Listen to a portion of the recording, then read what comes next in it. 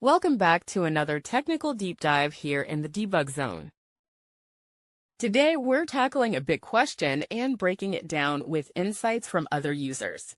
Hopefully, this clears up some misconceptions and helps you get the answer you need. So, buckle up, stay a little curious, and let's jump right in.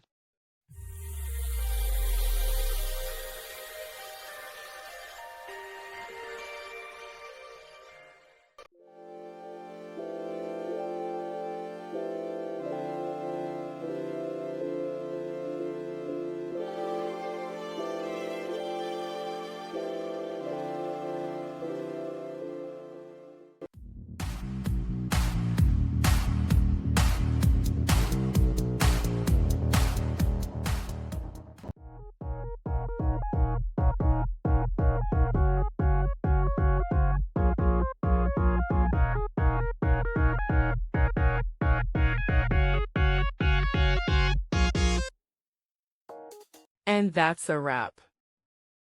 I hope you found the answer you were looking for. If you did, take a second to hit that subscribe button. It really helps out. And let me know in the comments which solution worked best for you.